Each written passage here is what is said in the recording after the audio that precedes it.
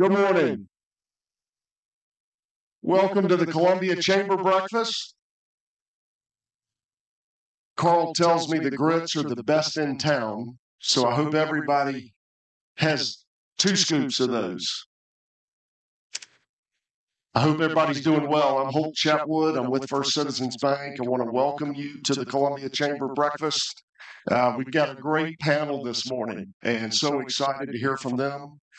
Before we begin and before Madam Chair Karen Jenkins opens us, let's pray and return thanks for the food we've received. Father, I thank you for a beautiful South Carolina morning. I thank you for the opportunity to fellowship with so many great people. Lord, we thank you for the food that has been provided to us, for the hands that have prepared it. Lord, we thank you for so many blessings here in Columbia, for our zoo, for the university, for the government, for so many businesses that make our economy work as well as it does. We thank you for the great soldiers, the men and women at Fort Jackson. We thank you for what they do to protect us. We pray your protection upon them. We pray that you would be with each of us as we go from here today. Bless our conversations here at the table. Lord, we thank you for all the good that you bring to each of us. And it's in Christ's name I pray. Amen. Thank you. Thank you, Holt.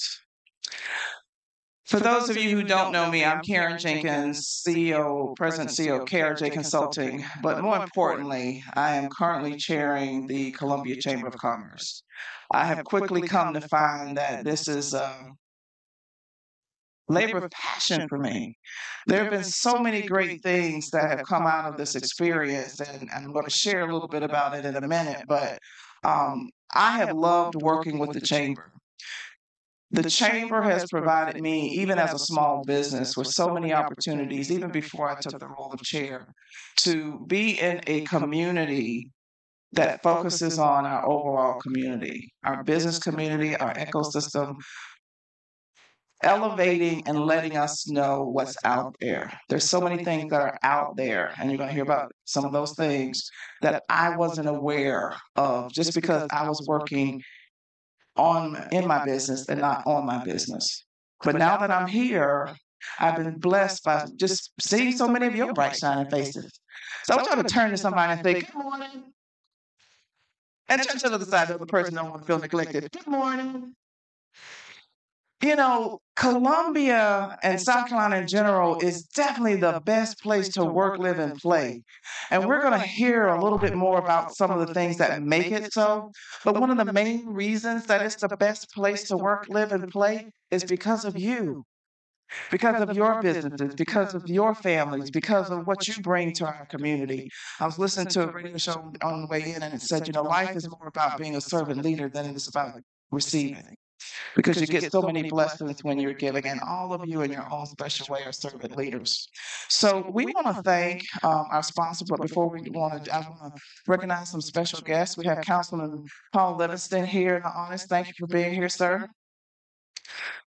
I grew up here and raised my family here, and to watch where we are now, where we have come to now, and where we are going is so inspiring, and it's because people like you do the right things every day. We're about at that place now where I think everybody could comfortably say we're going to the place now where you can be born, raised, educated, have a career, and retire in Columbia, South Carolina with some of the greatest amenities like here in the world that you can find in the world. And it's because of people like you. And we're happy to be a partner at MUSC with you. And we look forward to growing with you into this very exciting and positive future. Thank you. Thank you, Adam. So I'm going to tell you a quick story, and then I'm going to turn it over to this wonderful panel over here. So I grew up in Columbia, South Carolina. I've been here all my life. I went to the University of South Carolina. I'm a recovering banker, mortgage banker, and now entrepreneur. And I like Columbia. Actually, I love Columbia, but now I'm like in love with Columbia. And I was one of those people, even as a business owner, that would compare Columbia to Greenville and Charleston. How many of y'all were doing that? Go confess. Go ahead and say it. I know you were. I wasn't the only one because I've had conversations with some of you. I'm not going to put you on blast. But this experience of being part of the chamber has opened my eyes to a reality that Columbia cannot be compared to Greenville and Charleston because we have a totally different ecosystem. We have a military base that contributes billions to our economy. We have a zoo, we have a river, we have just a bunch of other amenities here. We have an island that's kind of converging into, I don't want to take out thunder, but I'm not talking about people, but Greenville built a mecca around a creek. I'm just saying. And if they can do that around a creek, and we have a beautiful natural wonder of 3 rivers converging into one, kind of proud, right? I'm not saying what I used to say about Greenville and Charleston. I don't care about them anymore. We have to recognize our own gifts and jewels that we have in our own backyard and then start talking about it. So hence our panel today. So I'm going to ask this wonderful panel. I'm not even going to introduce you. I'm going to ask you to introduce yourselves. So tell us who you are, what your organization does, and then we'll come back around after that. Certainly. Yes. Right. Is it on? Is this on? Is it on? Can y'all hear me? Okay, great. My name is Kelly Barbrey. I'm the Vice President of Marketing and Communications for Experience Columbia SC, and we are the tourism marketing organization for the region. We represent Richland County, Lexington County, and the City of Columbia, and all of the assets that tourists could potentially use when they come into our region. We book over 500 meetings, conventions, and sporting events a year, but we also recruit leisure travelers to come into the area to enjoy all of those assets that Karen was just talking about. So I'll be speaking a little bit more about how we market our rivers to a variety of different tourists. Yeah, I'm Mike Dawson. I run the River Alliance on most days. Some of my founding members are sitting out there, and the Alliance mission is simply to create public benefit from the free rivers in Columbia. Back about 1994, the chamber went off to Nashville, and we looked around and we said, well, that's not such a hot town. In fact, they've got pretty good music up there. And when we came back, we said, well, Columbia's got a lot of assets. One of those are the rivers. And so at a chamber breakfast, I said, how many people can name, pop quiz, how many people can name the 3 rivers that come together in Columbia? Raise your hand. Pregnant silence, people going under tables. I don't think pop quiz would have quite that effect anymore, because I think what we're doing now is bringing thousands of people to the river, by which they go to the Greenway, they go fishing, they go wandering around downtown, have dinner. And I think that the thing Karen referenced is a active downtown where people live, work, and play was the objective when we started this thing in 1994, 1995, and that's what we're achieving, and that's the good thing. So I came here by way of the Army. I'm the transplant, grew up in Chattanooga, Tennessee, and decided, hey, this is a pretty cool place. I think I'll stay around. So Glad you did. Good morning. I'm Tommy Stringfellow, President CEO here at Riverbanks Zoo and Garden, and hopefully you've heard us say many times the most visited zoo in the Southeast. You ought to be proud of that. New York down to Miami. Obviously we have a beautiful botanical garden that sometimes we leave out that you hopefully have been to, but our goal is to, for education, conservation, our missions to inspire people that come in the gate, to impact them, and hopefully make a difference in the world for taking care of our beautiful animals and our beautiful areas that can make a difference to the future. So, that's Riverbanks Zoo and Garden. When we look at all of your organizations, can you share with us what is your primary mission on behalf of the great Columbia community, and what do you hope to achieve by accomplishing your individual goals as organizations? So our mission is to bring more visitors to the region to drive economic impact to our local businesses. So that's anything from hotels to restaurants to shops, salons, spas, attractions, all of these different things that visitors might enjoy when they're here. And some people are floored to learn that we had 15.8 million visitors from outside of 50 miles come to our region in 2022. We're waiting on our 2023 numbers. We're thinking they're going to be even higher. And so our mission is just to increase those numbers so that we can drive more economic benefit to our local businesses here in Columbia. And so when you're talking about, the base of business for these different types of organizations or attractions or things like that, yeah, a lot of them are locals, but especially with things like the zoo, the state museum, all of those types of attractions, a lot of those are visitors. And so we're out there trying to spread the word. We do that in a variety of different ways, through marketing, through public relations, through media outreach, and talking to groups and booking meetings and conventions and bringing sporting events to our region, working on that March Madness bid again, and trying to drive all of those, that more than 15.8 million people to come to Columbia. So that's our mission in a nutshell. Well, as I say, our mission is to do and create public benefit.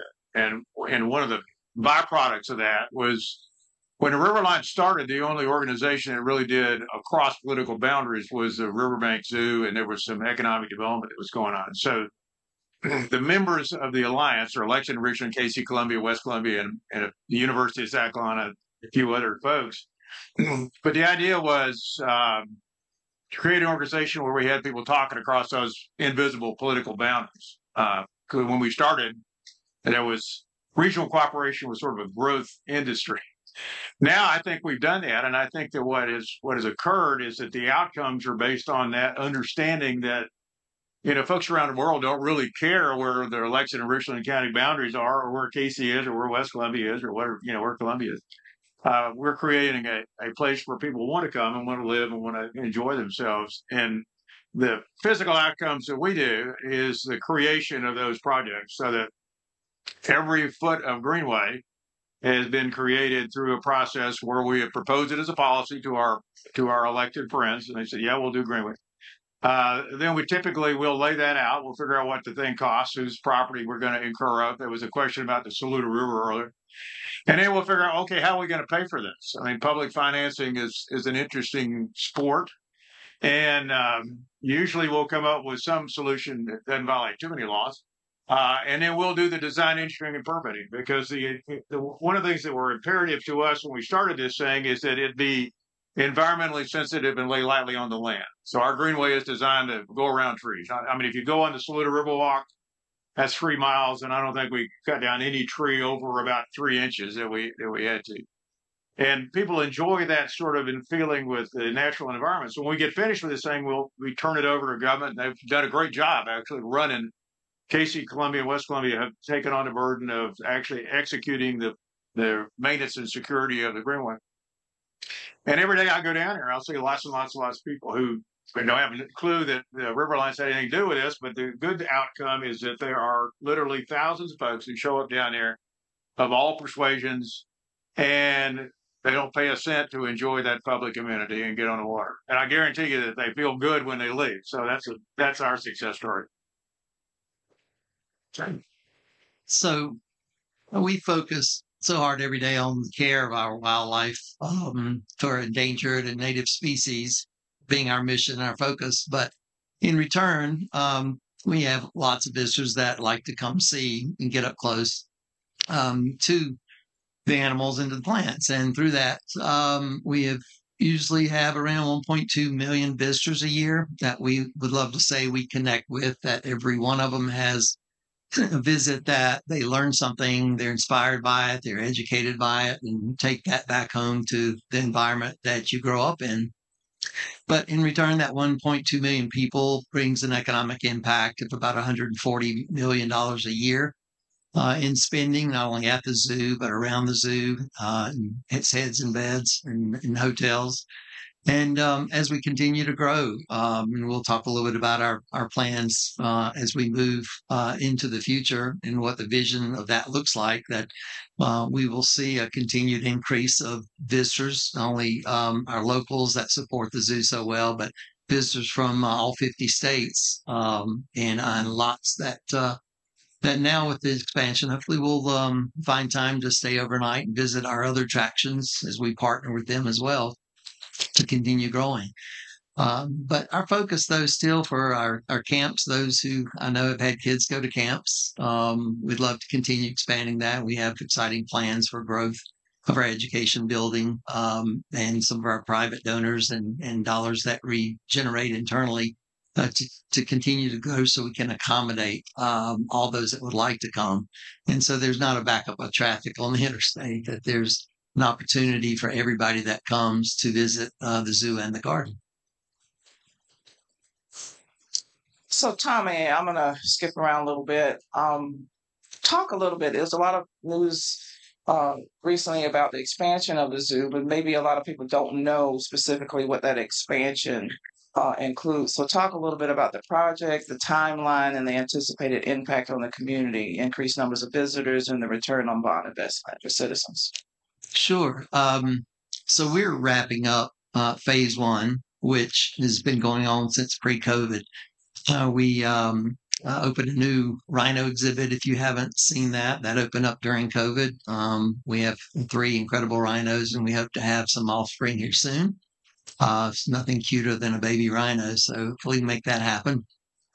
And then during that period of time, the Boyd Foundation allowed us to take the aquarium and reimagine it. So if you had a chance to come back, first of all, we do have an octopus. That's what we promised Ms. Boyd that she wanted more than anything. So we do have an incredible giant Pacific octopus that's growing. So you have to come see it. But we were able to take that facility that was aging and repurpose it. And it's been an incredible journey. And I think about 2 years to get that one open. And usually there's a line to get in the aquarium longer than there is to get into the zoo. So that ought to say something too. But the Boyd Foundation helped make that possible. Then we had to focus on our Komodo dragons. We wanted to grow that collection, and we had another incredible donor that allowed us to build a new facility that's under construction now. And I think we're about a month and a half away of opening that new breeding facility. You've probably seen that if you've been to the zoo under construction now. And then the last thing is we are fortunate from a third donor to build a new education facility, which will allow us to expand, have more classrooms, maybe more camps, more hands-on experiences that allow our children to learn a lot about the future of endangered species and what they can do to protect the environment.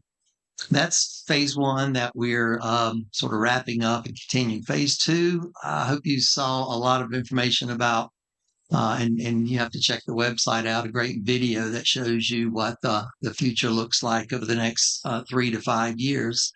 And it's called Bridge to the Wild.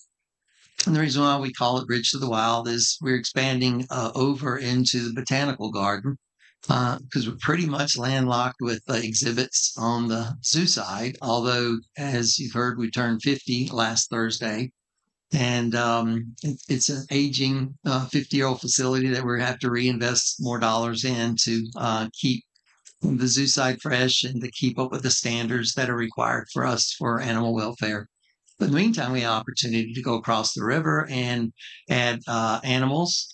So that way, when you come in on the garden side, which you'll probably hear start to talk about a east campus and west campus, or east entrance and west entrance, since there'll be animals on both sides. And of course, on the zoo side, we have incredible horticulture and beautiful plants. So a lot of people think they're in the gardens when they walk in on the zoo side.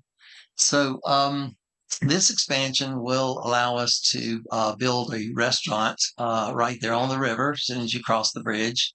One of a kind that we're excited about. It's an amenity we need as we continue to grow to be able to have more food and drinks. It'll include restrooms. It'll give you an opportunity when you cross the bridge to kind of stop and take in the beautiful river.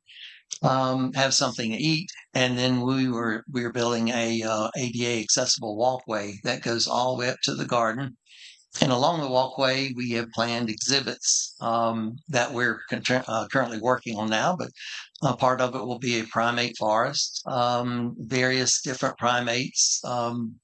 It's kind of hard to specify which primates at this point, because in 2 to 3 years when it's built, what's available, what can we get? But some people talked about orangutans. We would love to have some orangutans, but we'll see how that goes.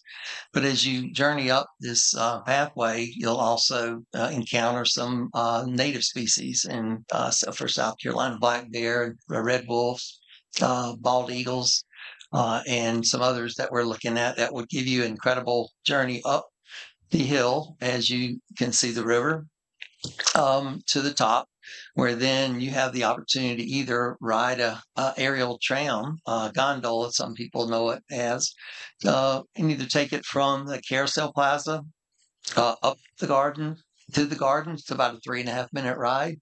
And you can see some breathtaking views of not only the river, but you'll be able to see downtown Columbia from that gondola. It seats about 8 people, so it's a family, with strollers, wheelchairs, and it also will improve our transportation because we know as we continue building into the garden and to get to the west gate or garden gate, we need a little more reliable form of transportation, and they move people quickly. So it's both a transportation feature and a incredible view or ride to be able to do back and forth as you journey back and forth from the garden to the zoo. And then kind of we call it our nature preserve walkway. And there'll be a lot of opportunities to see different views from, as you know, the zoo's more of a flat side, and this terrain will allow you to kind of view the animals and the plants and the river from a whole different angle. So we're pretty excited about being able to take advantage of that side and put what we say the river in Riverbanks. A lot of people didn't know the river was there. We think the increase of the visitors will require an overnight stay, which is good.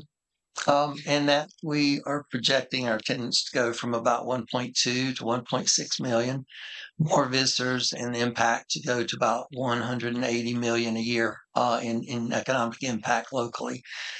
So we're pretty excited about that, about the expansion and the ability to showcase the river that we're sort of here for. Is those visitors, we hope all 1.8 will be able to cross the bridge or ride the gondola and see what the Midlands has to offer with the trails that are being built, with the walkways and all the amenities that we see coming. Thank you, Tommy. So we're putting the river back in Riverbanks. So, Mike, talk about the expansion that we're looking at for the rivers. Well, the fun part is to actually, watch kids go down and splash around a river safely. The Saluda Riverwalk starts at I-26, we're commonly called Malfunction Junction now, and eventually Hermo Chapin Rec Commission is going to go all the way up to the dam, and they're working on that project pretty heavily. So the Saluda Riverwalk, I think we started that thing actually in 2005, and we finally got it built like 2016. So the idea was to look, and that was paid for by the Richland County Penny, the Saluda. At the end of that is Boyd Island, which is a Boyd Island sanctuary, which is very, very cool. If you haven't been out there, take a look at it. A bridge and a gorgeous spot in the middle of the broad Saluda to Congaree. So if you look at activity areas, Tommy's packing them in at the zoo, watching the koala bears eat eucalyptus stuff. Downtown, we've got 3 museums sitting at the Gervais Street Bridge, and we've got a lot of activity on the Columbia Canal. So the idea is, if you got 3 museums and they bring in 1 million or 500,000 folks a year, Tommy's bringing in his millions. Why not connect the dots? So if you're going towards the zoo on 126 and you look to the right, we're going to build a bridge from the shortest distance across that river, 450 feet, and we are about to complete permitting on that.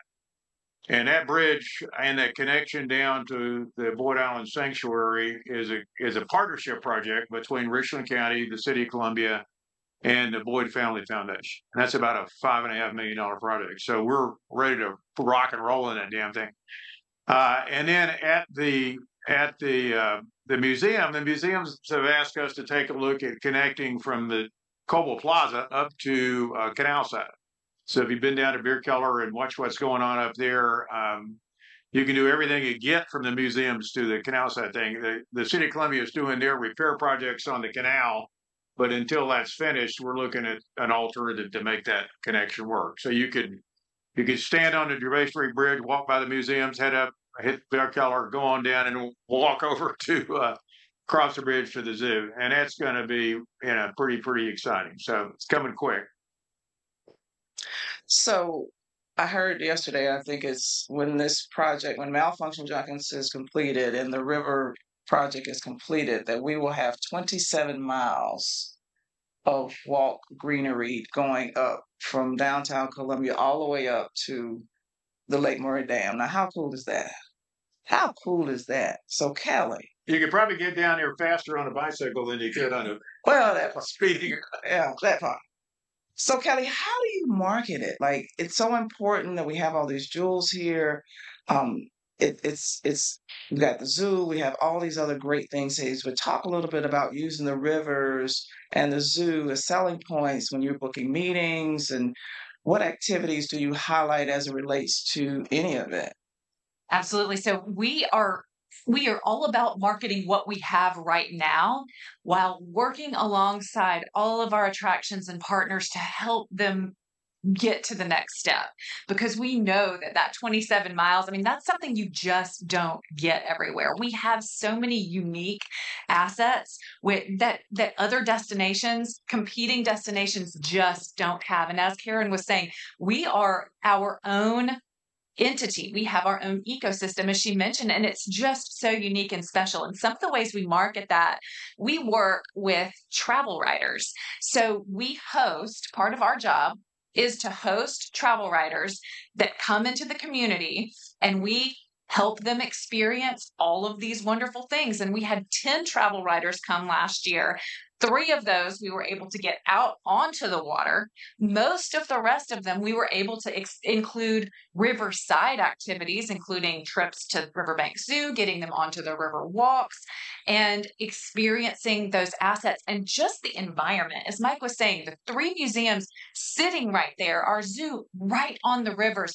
People come here and they cannot believe the assets that we have. So really the biggest thing is getting them to come here, because once these travel writers come here, they fall in love with it.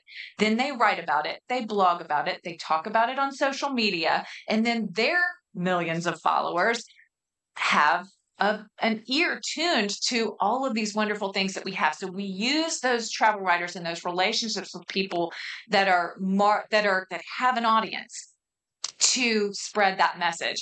And we actually had a article in Travel and Leisure that came out in February of 2024 that highlighted 4 cities that have scenic waterways. And Columbia was one of them. It was Oklahoma City, Indianapolis, Memphis, and Columbia. So we felt very fortunate. One of those, the writer of that article had come into town and had experienced our rivers. And so it's getting them here, and then they fall in love with it.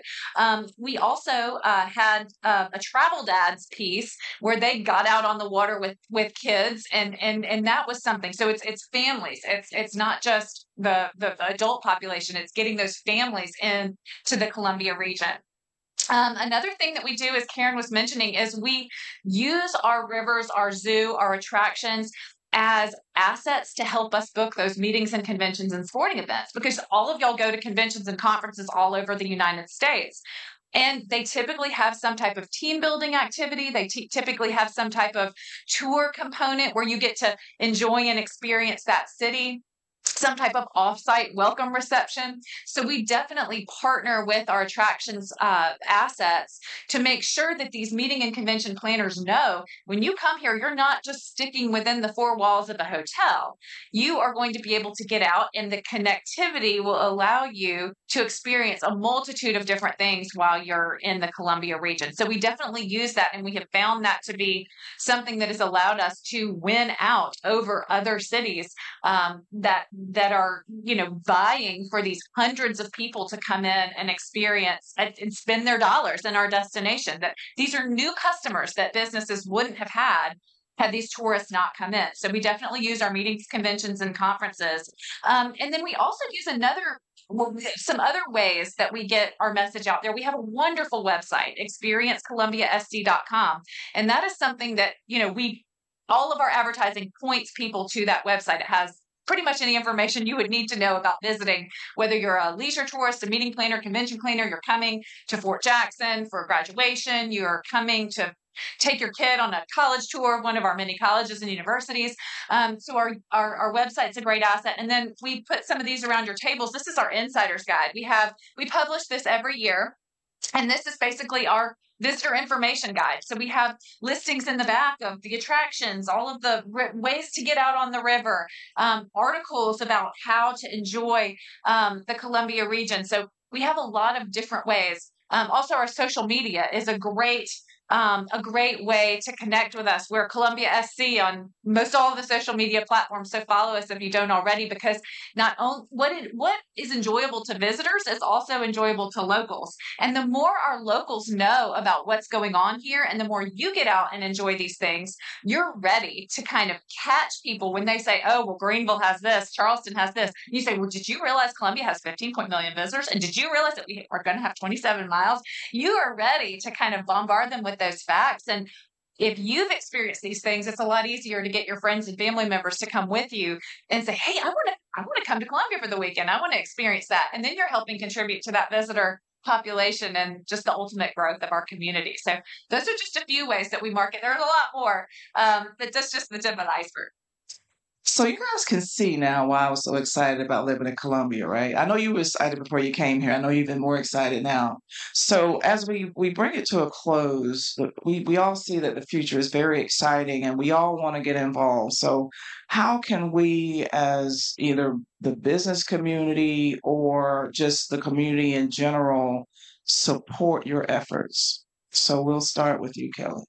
No, I think it's really, as I was just saying, is being an advocate for your own community. There is no reason that we should be down on Columbia or down on our region, because we have so much. And, we love to visit other places. I enjoy going to Greenville. I enjoy going to Charleston. But what we don't want to do is shortchange Columbia. We don't want to shortchange ourselves. And just knowing that you can either make or break, you can either, extinguish that flame of interest in our destination. You can, say, there's really nothing to do here. We're going to go somewhere else for the weekend. Or you can really dig in and you can go and just pick up this, open up to any page or go to our website and click on anything and try one new thing. And then tell somebody about it. And I think that being aware of what's in our destination is just a key way that we can all help support that growing tourism within the region. Mike? Well, let me ask you a question. First of all, you don't have to answer this, but is there anybody in this room who has not been on a river? And if you have been on a river walk, is there anybody here who has not taken somebody from out of town in it?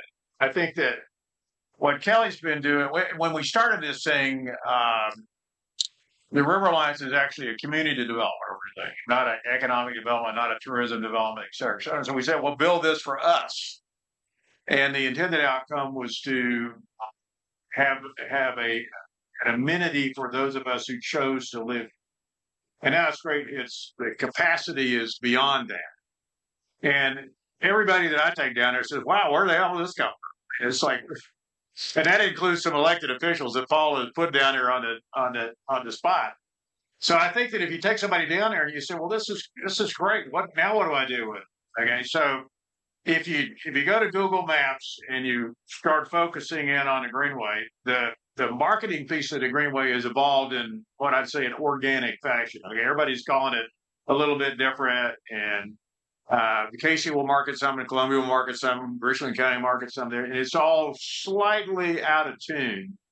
And I think that there's an initiative now to kind of put all that together and begin to say, well, how do we collectively tell the story so that people are intrigued by Columbia and the Riverwalk? They do come down here for the rivers. And then they decide, well, wow, this is a great place. I'm going to have something to eat, or I'm going to stay, or I'm going to come back.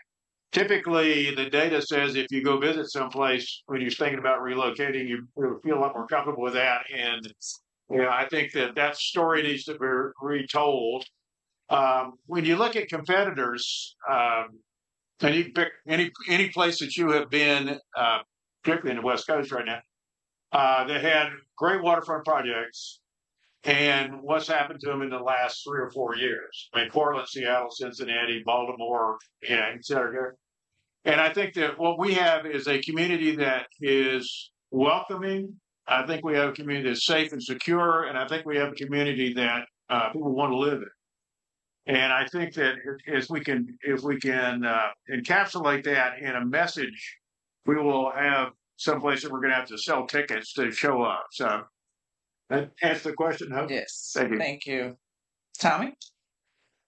This is the easy one for me. Keep doing what you're doing. It was because of you guys, those that are residents of Richland, Lexington County, for 50 years, have supported the zoo and made the difference between who we are.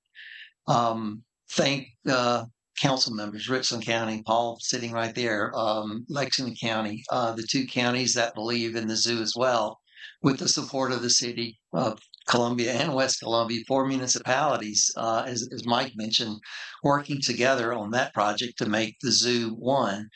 And that's been the secret. That's been what's kept us thriving. And if it helps, talking about thinking what other cities have or don't have, I talk a lot to the Charlotte metropolitan area because we draw a lot of people out of Charlotte. That's the only city in the country, only major metropolitan city in the country that doesn't have a zoo. And there's a reason. They feel like Riverbanks is their zoo. They don't want to compete with us. Greenville has a great little zoo. They call a lot asking, how can we do what you're doing? What can we do? What can we learn? And we partner with them because they have some great animals as well, too. But that's one city that thinks, gosh, Columbia's got the best there. And same thing for Charleston. I talk a lot with the aquariums. They're part of our organization, and they don't want to have a zoo to compete with us as well, too. So you ought to be proud of the fact that those cities would love to have what we have here. But it all goes back to the support. And we'll continue the dollars that we continue bringing in. Our goal is to turn those dollars right back around and give them to our local vendors, our local community that help support the zoo and keep that money that we have coming in local as much as possible, if not always. But thank you. It's been a great 50 years. We look forward to 50 more from all of those that participate through property tax, those that participate through buying a membership. Those are key pieces to keep us thriving. Thank you all. So we're going to open it up for a few questions, maybe one or two, because I want to get y'all on time. Does anybody have a question for any of our panelists? Yes.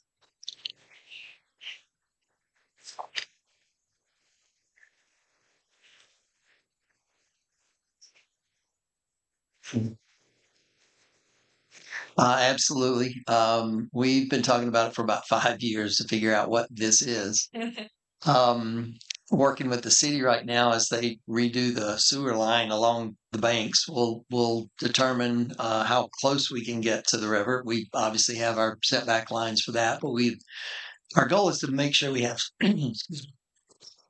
some kind of observation deck that allows you to be able to enjoy the river with a cold beverage, or in the evenings, rent the facility for a business function or a wedding. So we're looking at it as a multi-use facility, from nighttime events that can be used for any type of event. In the daytime, kind of a combination of a pit stop that allows you to grab something to drink before you begin your trail up the hill to see the animals, or on your way back down. Obviously restrooms on that side, kind of a hub that gives you a chance to catch your bath and enjoy the river while you're going. So the look of it, we're still trying to figure out the best way to fit it in the nature and the beauty of that area. There are renderings on our website, but that was the initial, hey, let's take a look at this and see if it's going to work, whether it's going to be 2 stories or 1. We're going through that process now of defining how it's going to be used. And hopefully in the next 6 months, we'll have that figured out and be able to talk more about it or start showing pictures of it as we begin building. Thank you. We got one more question. Anybody else got a question? Yes.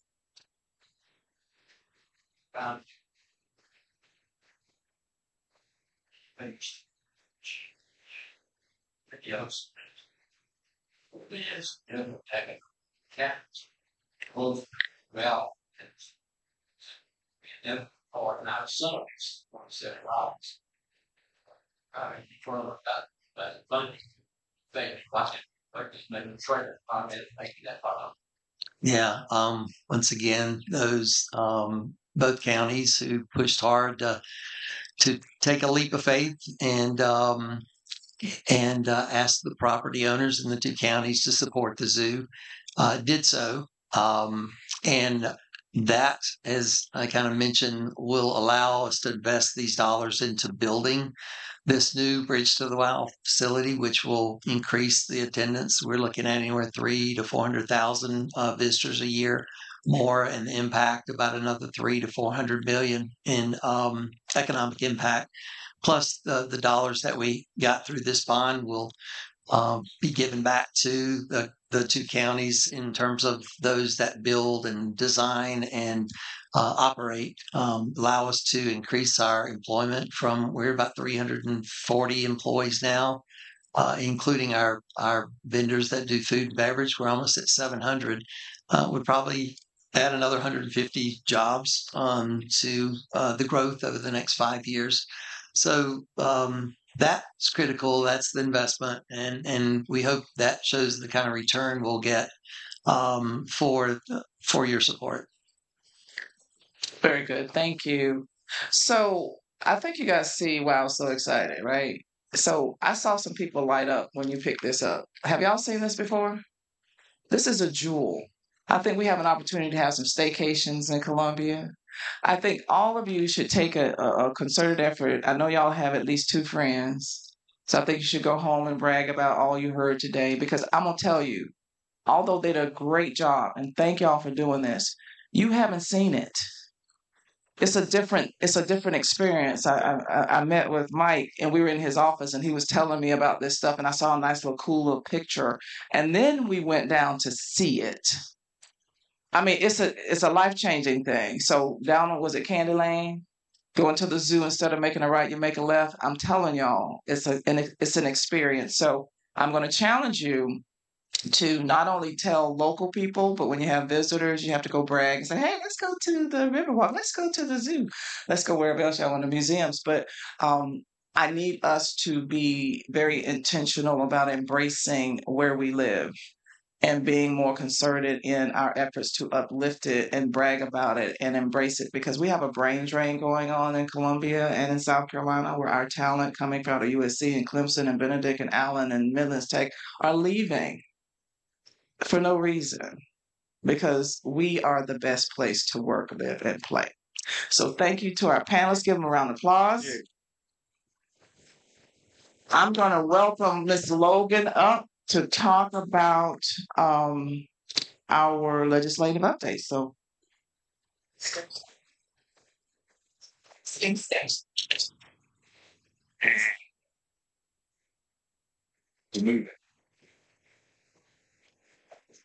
Good morning. I'll let them slip out real quick. Thank you. That was such a good panel.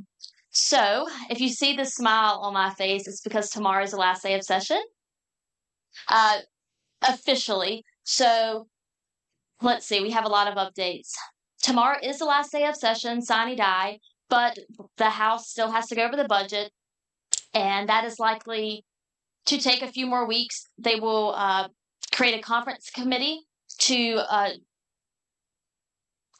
debate the budget between the Senate and the House. After that, elections are up. So mid-June we hope will be the end of actual session. So in terms of timeline, bills that have not been passed by the House and the Senate, tomorrow they're dead. And next year they have to start with a new process of being reintroduced by each Senate or House member. But if the bill has been passed by the House and the Senate with amendments, they can go to a conference committee. So over the next few weeks, bills can still be passed. 2 updates I wanted to hit on. A few months ago, we had the Attorney General speak to this group about the judicial merit selection. Commission, there's been a lot of controversy over that the past few years about how judges are elected in the state. The House did pass a version yesterday, but so did the Senate. So that will also go to a conference committee. It's likely that some version of that bill will get passed this year. What that is, I don't know. We never do know. And along with that, the energy bill that I think I discussed that a few times maybe, that we hoped for it to pass. And it is likely that that will not pass. It may go to a conference committee. We'll know more today.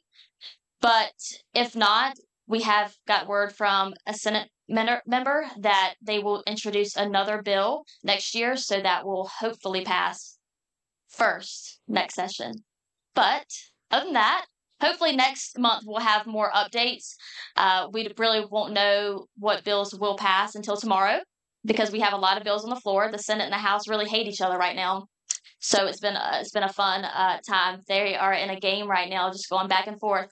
The Senate won't pass bills unless the House passes bills. So they're just at a stall agreement right now. But other than that, does anyone have any questions?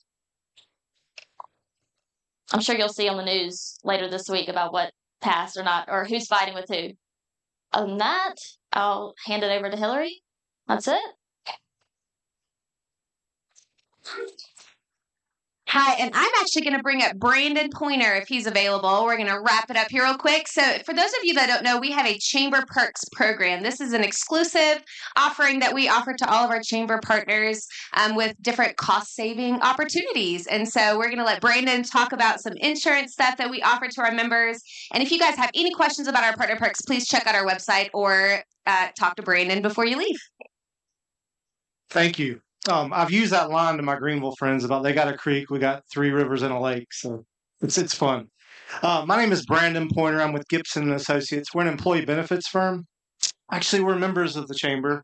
Ronnie and Andrew represent us, but I'm looking forward to starting to attend myself. I'm here on behalf of Blue Choice. Jana Todd, everybody knows Jana, right? Jana's been fabulous to work with. I mean, it's so great to have an insurance company to represent that's 3 miles down the road. Blue Choice offers excellent customer service. There's times that I'll call and they'll answer the phone before I can even get out what I'm trying to talk to them about. I'm like, you got to hang tight. I got to get my thoughts together. The other thing is Blue Choice Health Plan offers an all-inclusive copay. So let's face it, insurance is very expensive. It's nice to go to the doctor, pay your copay, and you're done. You don't get a bill for $1,000 that applies to your deductible. They also have a vision plan, a comprehensive vision plan that comes with the health insurance. So you don't even have to go out and buy a vision plan. There's one included in that. And then the last thing is they have a dental reimbursement. So if you go to get your teeth cleaned, they're going to give you $50 for the exam and $50 for the cleaning. You just send a receipt. So it's just been great working with them. Any questions? Thank you. Thank you so much. We appreciate it. If y'all do have any questions, again, check out our website. There we go. There we go. Run plus. So I know it is 8:31, so I'm going to wrap it up really quick here. My name's Hillary Bell. I'm our events director at the Chamber. Thank you all so much for being here and listening to a wonderful panel. I hope everybody is excited to get out and check out the river and check out what our great city has to offer and start spreading the news. So to wrap up really quick, I just want to recognize a few of our new partners that are in the room. If I call out your company, please wave or stand up and make sure that you all give them a warm Chamber welcome on our way out. We have Watercrest of Columbia, Civitan Club of Columbia, Leadership Simplified, Bolton and Associates, and Beer Keller Brewing. If you see any of these people, please give them a welcome and introduce yourselves. Just to wrap up, we have a lot going on at the Chamber right now. It's spring, the weather's nice, and so just to share a couple things, we had our golf tournament 2 weeks ago. It was a huge success. Thank you to, I know several of you guys were there. We're looking forward to next year already. We actually have a partner engagement tomorrow for anybody interested. Information's on our website and on Facebook. This will be our Tri-Chamber Partner Engagement. We're partnering with the Casey West Columbia Chamber and the Lexington Chamber, so it'll be a big one. We're actually going to be at Beer Keller. We can enjoy a German beer and fellowship with our other chambers and communities. So if you guys are interested in that, please go ahead and register for that. We also have a couple other things coming up. May 21st, we have our small business breakout. So we are going to be celebrating our small businesses. It's Small Business Month. So we'll have some really exciting things happening at that. That's back here, 8:30 a.m. Same day, May 21st, is our military outreach group meeting. It's our quarterly meeting. That's another great opportunity to be in the room with our local military leaders and other people who support the military and just hear what's going on and network together. June 12th is our next breakfast. We'd love to see you back here, 7:30 a.m., June 12th. The South Carolina Department of Transportation will be speaking and giving an update on our roads and just kind of where we're at and what to look forward to. So we'd love to have you register for that. And then June 13th, the very next day, is our Power and Heels event. So this is for our women, our ladies only. I'm sorry, guys, but it's a really fun one. We'll have a fantastic panel. We'll be giving out some awards and prizes and doing some fun things with that. So more information to come. Please stay up to date on our website. Check our website. Sign up for our emails. And if you have any questions, please stop any of our chamber staff. I hope you guys have a wonderful day, and we will see you soon.